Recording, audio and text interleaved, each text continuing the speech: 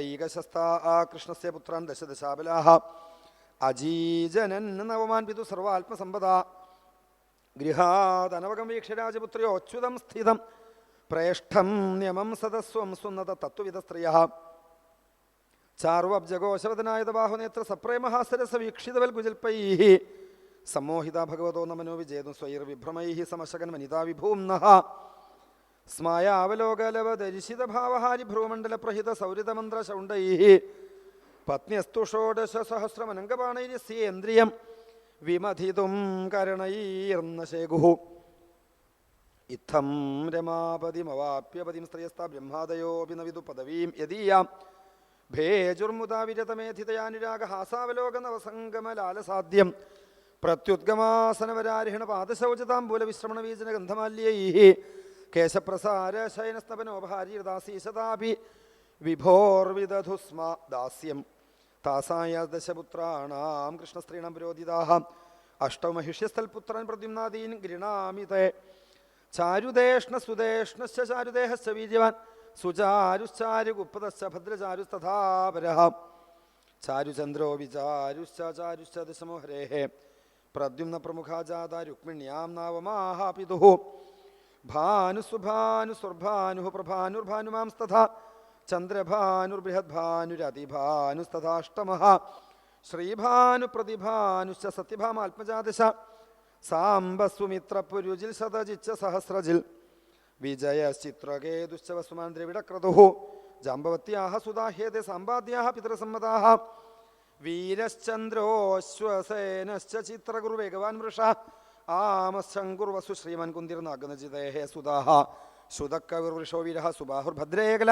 ശാന്തിർദർശ പൂർണ്ണമാസഃ കാളിന്ദ്യാ സോമഗോവര പ്രഘോഷോഗാത്രവാൻ സിംഹോബല പ്രബല ഊർധ്വക മാദ്ര്യാഃ പുത്ര മഹാശക്തി സഹോജോ പരാജിത ഭൃഗോഹരിഷോ അനിലോകൃധ്രോർദ്ധനോന്നാദ ഏവച മഹാശപാവനോ വന്യർമിത്രവിന്ദാത്മജാഃ ക്ഷുധിഃ സംഗ്രാമജിൽ ബൃഹസ്സേനഃ ശൂരപ്രഹരണോരിജിൽ ജയസുഭദ്രോ ഭദ്രായ വാമ ആയുഷ്യ സത്യകഃ ദീപ്തിമാം സ്ഥാമ്രതപദാദ്യരോഹിണ്യാസ്തനയാ ഹരേഃ പ്രദ്യുമ്നാച്ചാനിരുദ്ധോ ഭൂദ്രുക്കമവത്യാ മഹാബല പുത്രിയാം ദുരുക്മിണോ രാജനാംന ഭോജകടേപുരേ ഏതേഷാം പുത്രപുത്രാശ്ച ബഭൂ കോടിശോ നൃപ മാതരകൃഷ്ണജാതാനം സഹസ്രാണി ച ഷോഡശ രാജോവാച കഥം രുക്മി അരിപുത്രായ പ്രാത ദുഹിതരയുധി കൃഷ്ണേന പരിഭൂതസ്തം ഹന്തുമിരന്ധ്രം പ്രതീക്ഷത്തെ ഏതദാഖ്യാഹി മേ വിദ്വന്ദിഷോർ വൈവാഹികം വിധ അനാഗതമതീതം ച വർത്തമാനമതീന്ദ്രിയം വിപ്രകൃഷ്ടം വ്യവഹിതം സമ്യക് പശ്യന്തി യോഗിനഃ ശ്രീശുക ഉവാച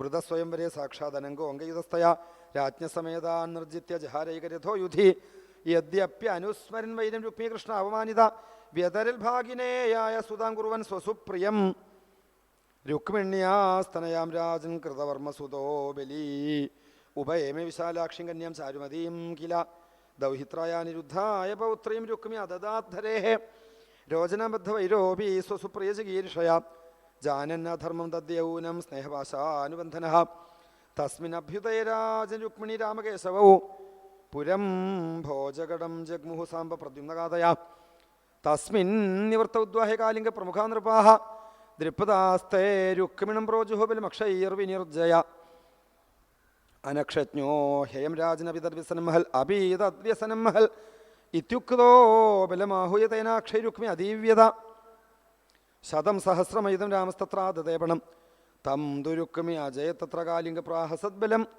ദന്താൻ സന്തരിശനുച്ചീർണാമൃഷിത്തധലായുധ തതോ ലക്ഷം രുക്മി അഗൃഹാൽ ഗൃഹം തത്രാജയത് ബലഃ ജിതവാനഹമിത്യാഹ രുക്മി കൈതവമാശ്രിതഃ മന്യുനാക്ഷോഭിത ശ്രീമൻ സമുദ്രൈവ പർവണി ജാത്യാരുണാക്ഷോതിരുഷാന്യർബുദം ഗൃഹമാദതെ തം ചാപി ജിതവാൻ രാമോ ധർമ്മേണ ഛലമാശ്രിതഃ രുക്മീ ജിതം മയാത്രേമിവ തന്തു പ്രാശ്നികായിതി.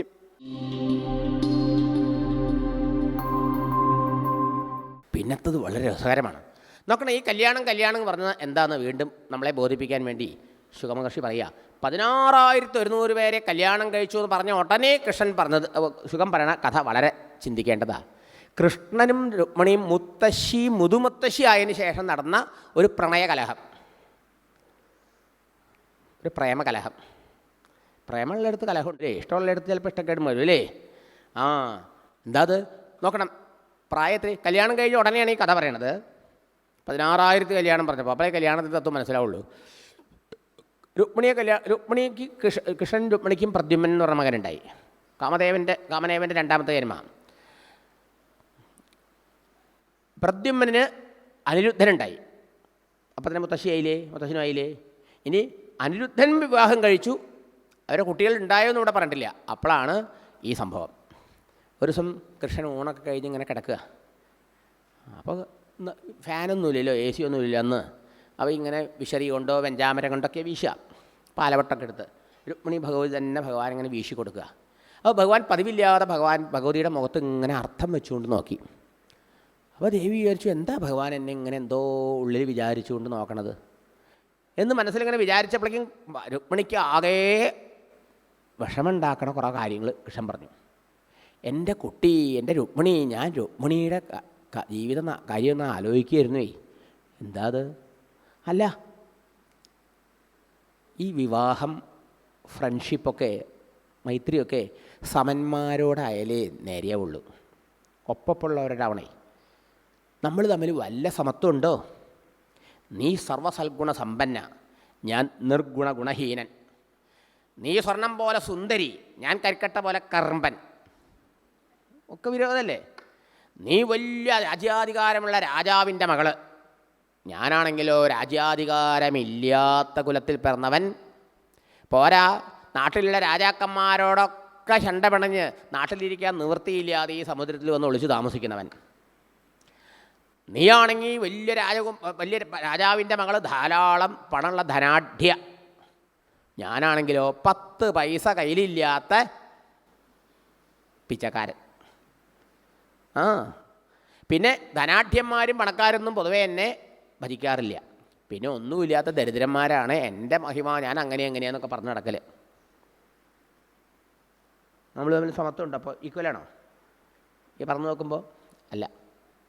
പിന്നെ വിവാഹമൊക്കെ ഈ വിഷയ ജീവിതത്തിൽ, ഗാർഹസ്ഥ്യ ജീവിതത്തിൽ താല്പര്യമുള്ളവർ തമ്മിലല്ലേ അതിൽ രസമുള്ളൂ. എനിക്കാണെങ്കിൽ ഇതിലൊന്നും ഒരു താല്പര്യമില്ലാത്തവൻ. പിന്നെ ഞങ്ങളുടെ ജീവിത രീതിയൊക്കെ അലൗകികമാണ്, സാധാരണക്കാരന് മനസ്സിലാവുന്നില്ല. എന്നെ സേവിക്കണവർക്കൊക്കെ കഷ്ടപ്പാടാണ്. നീ എന്നെ വിവാഹം കഴിച്ചുകൊണ്ടല്ലേ നിൻ്റെ സഹോദരനെ ഞാൻ യുദ്ധക്കളത്തിൽ വെച്ച് എന്നെ വിവാഹം കഴിച്ചു കൊണ്ടിരുമ്പോൾ വെട്ടിക്കൊല്ലാൻ പുറപ്പെട്ടു, നിനക്ക് ദുഃഖം ഉണ്ടായില്ലേ? അത് ഞാൻ അനിരുദ്ധൻ്റെ വിവാഹത്തിൽ ചൂത് കളിക്കാൻ വിളിച്ചു രാമേട്ടനെ, എൻ്റെ ഏട്ടൻ രുക്മി. 2 പേരും കൂടി ചൂത് കളിച്ചു. നുണ പറഞ്ഞു ബലരാമൻ ജയിച്ചിട്ട് നീ അല്ല ഞാനാ ജയിച്ചതെന്ന്. അവസാനം ദേഷ്യം വന്ന് ഒലക്കെടുത്ത് അടിച്ചു കൊന്നു. ഒരക്ഷരം മിണ്ടാൻ നിർത്തിയില്ല. എന്താ ചെയ്യുക? കൃഷ്ണൻ എന്തെങ്കിലും വിഷമായാലും വെച്ചിട്ട് കണ്ട് ദുഃഖമല്ലേ ഉണ്ടായി എന്നെ സ്നേഹിച്ചിട്ട്. എന്നെ സ്നേഹിക്കുന്നവർക്ക് പലപ്പോഴും കഷ്ടപ്പാട്, ദുഃഖ, ദുരിത. എത്ര സുന്ദരന്മാർ, എത്ര പണക്കാർ, എത്ര വലിയ രാജകുമാരന്മാർ എന്നെ കല്യാണം കഴിക്കാൻ മോഹിച്ചൂലേ? എല്ലാവരും കൂടി ഏട്ടന്മാരൊക്കെ കൂടിയിട്ട് ആ ശിശുപാലിനും കൊടുക്കാൻ നിശ്ചയിച്ചു. നല്ല സുന്ദരനായുള്ളൂ അയാൾ, നല്ല പൈസക്കാരനായിരുന്നു. അയാളെ കല്യാണം കഴിച്ച് നിനക്ക് എത്ര സുഖമായി കഴിയായിരുന്നു? എന്നെ കഴിച്ചുകൊണ്ട് നിനക്ക് വല്ല സുഖം ഉണ്ടായോ? ദുഃഖം തന്നെയല്ലേ ഉണ്ടായത്, സങ്കടം തന്നെയല്ലേ ഉണ്ടായത്? ഇങ്ങനെ കൃഷ്ണൻ ഓരോന്ന് പറയുക. അപ്പോൾ രുക്മിണിക്ക് ആകെ ഒരു പരിഭ്രമം. എന്താ അത്?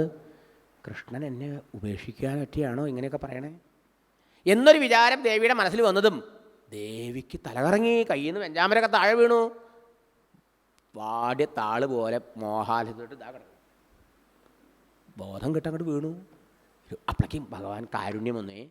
കൃഷ്ണൻ ഉടനെ 4 കൈയുള്ള കൃഷ്ണനായി മാറി. വാത്സല്യം കൊണ്ട് വേഗം പത്നിയെടുത്ത് മടിയിൽ വെക്കണു, വിശറിയെടുത്ത് വീശണു, മുഖത്ത് വെള്ളമൊക്കെ ഒഴിക്കണു. ആകെ സേവ ചെയ്തു. കുറച്ച് കഴിയുമ്പോൾ കണ്ണൊക്കെ മിഴിച്ചു. ദേവി, ഞാനൊരു നേരം പോക്കൊരു തമാശ പറഞ്ഞതല്ലേ കുട്ടി, നീ അത് അപ്പളേക്ക് അത്ര സീരിയസ് ആയി എടുത്തപ്പോഴോ? കൃഷ്ണൻ പറയാ. അപ്പോഴാ രുക്മിണിക്ക് നാണക്കേടായി. ഭർത്താവ് ഒരു തമാശ പറഞ്ഞേനെ അങ്ങനെ തമാശയായിട്ട് എടുക്കാൻ എനിക്ക് തോന്നിയില്ലല്ലോ എന്ന്. മനസ്സിലായോ? ഞാനത് സീരിയസ് ആയി കൃഷ്ണൻ എന്നെ ഉപേക്ഷിക്കുന്ന വിചാരിച്ചിട്ടല്ലേ ബോധം കേട്ടത്. രുക്മിണി അവിടെ നിന്ന് എഴുന്നേറ്റ് കൃഷ്ണനോട് ഇതിന് മുഴുവൻ അങ്ങോട്ട് മറുപടി പറഞ്ഞു. കൃഷ്ണൻ പറഞ്ഞതിന് മുഴുവനും മറുപടി പറഞ്ഞു. ഭഗവാനെ, അവിടുന്ന് അവിടത്തെക്കുറിച്ച് പറഞ്ഞത് സത്യമാണ്, വാസ്തവമാണ്. പക്ഷേ ഭഗവാൻ അവിടുന്ന് പറഞ്ഞ മാതിരിയല്ല. അതെങ്ങനെയാണെന്ന് ഞാൻ പറഞ്ഞുതരാം. എന്താ എന്നൊക്കെ പറയൂ, കേൾക്കട്ടെ പറഞ്ഞു. ഭഗവാനെ, നമ്മൾ തമ്മിൽ സമത്വമില്ല എന്ന് അവിടുന്ന് പറഞ്ഞ് ശരിയാ. എന്താ കാരണം?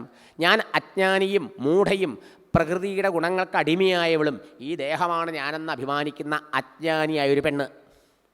ഭഗവാനോ പ്രകൃതിയുടെ നാഥൻ, പ്രകൃതിക്ക് അതീതൻ, മായയുടെ 3 ഗുണങ്ങളെയും അതിവർത്തിച്ചിരിക്കുന്നവൻ ആത്മാരാമനായ സച്ചിദാനന്ദമൂർത്തിയായ പരമാത്മ ഭഗവാൻ. നമ്മൾ തമ്മിൽ ഈക്വലാവുമോ? നീ സൽഗുണസമ്പന്ന, ഞാൻ ഗുണഹീനെന്നാണ് പറഞ്ഞു. ശരിയാ, ഞാൻ ഗുണങ്ങൾക്ക് മായയ്ക്ക് അടിമയാണ്, ദേഹത്തിന് അടിമയാണ്. അവിടുന്ന് ഗുണാതീതനാണ്, മായയ്ക്ക് അതീതനാണ് അല്ലേ? പിന്നെ പറഞ്ഞു ഭഗവാന് രാജ്യമില്ല, 10 പൈസയില്ലാതെ ദരിദ്രനാണ്. ഭഗവാന് അവിടത്തേക്ക് എന്നെ രാജ്യം. ഈ നാട്ടിലെ എത്രയോ രാജാക്കന്മാർ ഈ രാജകീയമായ സുഖഭോഗങ്ങളും സ്ഥാനമാനങ്ങളും ഒന്നും അതൊക്കെ ഉണ്ടാക്കി നോക്കി ആദ്യം അവർ സുഖം കിട്ടുന്നിട്ടേ. ഇതൊക്കെ വെട്ടിപ്പിടിച്ച് ഉണ്ടാക്കിയപ്പോൾ അവർക്ക് മനസ്സിലായി ഇതിലൊന്നും ഒരു കഴിമ്പുമില്ല എന്ന്, ഒരു ശാന്തിയില്ല, ഒരു സുഖമില്ല എന്ന്. അവസാനം ഒരു സുപ്രഭാതത്തിൽ ഇതെല്ലാം ഉപേക്ഷിച്ച് വെറും ഒരു മരവുരിയും ഒരു രുദ്രാക്ഷവും ഏന്തിക്കൊണ്ട് ഭഗവാനെ ആശ്രയിച്ച് ഏകാന്തമായ ആ കാട്ടിൽ വന്ന് അവിടത്തെ ആശ്രയിച്ച് അവിടത്തെ ഹൃദയത്തിൽ വെച്ച് ഭജിച്ച് അങ്ങേ സാക്ഷാത്കരിച്ചപ്പോഴല്ലേ അവർക്കൊക്കെ യഥാർത്ഥത്തിൽ ശാശ്വതമായ ശാന്തി കിട്ടിയത്.